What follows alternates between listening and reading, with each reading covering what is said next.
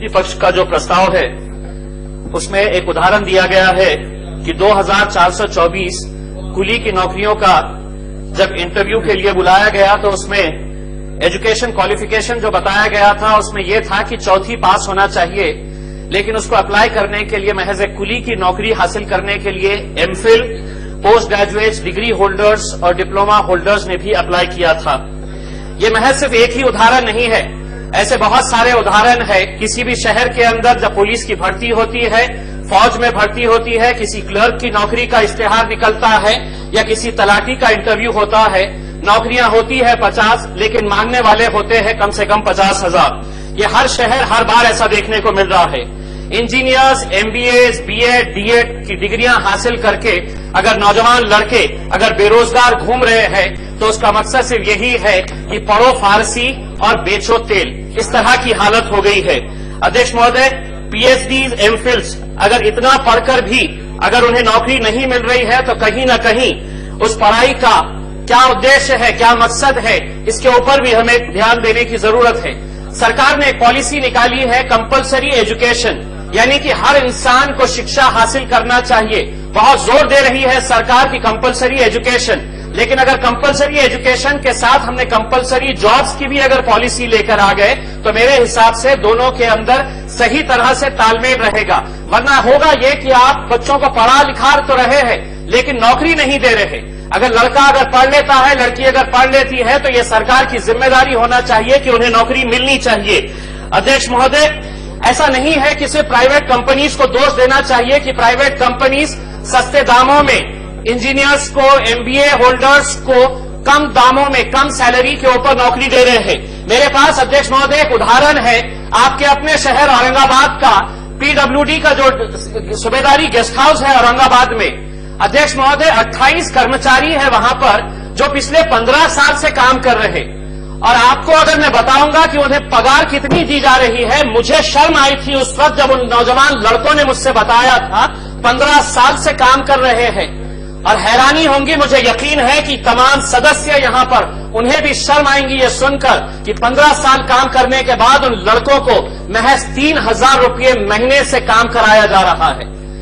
सरकार का डिपार्टमेंट है, 2014 के अंदर सरकार का आदेश आया था कि इन्हें कम से कम मिनिमम वेजेस एक्ट के तहत 6,000 रुपये देना चाहिए, लेकिन आज तक उन लड़कों को 3-3 हजार रुपये की नौकरी के ऊपर रखा जा रहा है।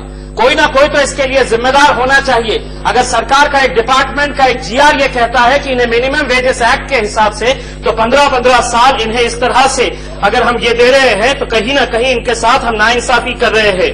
अगर अध्यक्ष महोदय आज इतने बेहिसाब लोग बेरोजगार हैं तो कहीं ना कहीं वो शिक्षण प्रणाली हमारी जो है उसके ऊपर भी ध्यान देने की जरूरत है। जहां हमने सिर्फ शिक्षण सम्राटों को, जो बहुत सारे नेता हैं, उन्हें खुश करने के लिए हमने किरानों की दुकान की तरह हमने engineering colleges, MBA colleges, BEd colleges, DEd colleges, जिस तरह किराने की दुकान खुलते हैं उस तरह हमने इंजीनियरिंग और एमबीए के कॉलेजेस खोल दिए हैं। उनका स्तर कैसा रहेगा? उनका शिक्षण का स्तर ही अगर खराब रहा तो कहां से अच्छे स्टूडेंट्स वहां से निकलेंगे? क्यों जो मल्टीनेशनल कंपनीज या बड़ी कंपनीज आ रही है इन लड़कों को नौकरियां देंगे? आपको शिक्षण का स्तर ही ऊंचा करना पड़ेगा, तब जाकर इन शिक्षण संस्थाओं से अच्छे छात्र निकलेंगे। जहां तक बेरोजगारी की एक आखिरी 1 मिनट अध्यक्ष महोदय, महात्मा फुले विकास मंडल, अन्ना भाऊ साठे महामंडल, वसंतराव नाइक महामंडल, मौलाना आजाद महामंडल, ये संस्थाएं हमने क्यों खोल रखी है? ताकि हम नौजवानों को, हम कुछ बेरोजगार जो है उन्हें पैसा दे सके, उन्हें लोन दे सके ताकि वो अपना रोजगार शुरू करें। लेकिन क्या हमारे पास कोई मैकेनिज्म है? कोई मैकेनिज्म नहीं है ये चेक करने के लिए कि ये फलां शख्स ने 5 करोड़ का लोन तो लिया है। अब हमारा उद्देश्य यही होता है कि हमने 5 करोड़ का लोन दे दिए है, अब वो वापस ले रहा है या दे रहा है या नहीं, सिर्फ यही मैकेनिज्म है हमारा। हमें ये देखना पड़ेगा कि हम अगर उसे पैसा दे रहे हैं, सरकार का पैसा हम दे रहे हैं, तो उससे कितने लोगों का बेरोजगारी के अंदर वो मदद कर रहा है, कितने लोगों को रोजगार दे रहा है, क्या उसका जो प्रोजेक्ट है वो जॉब्स देने के लायक है? क्या अगर इस तरह के कुछ लोगों को इंसेंटिव दिया जाए, उसी तरह के प्रोजेक्ट को एनकरेज किया जाए तो मेरे हिसाब से बहुत सारे लोगों को इसका फायदा पड़ेगा।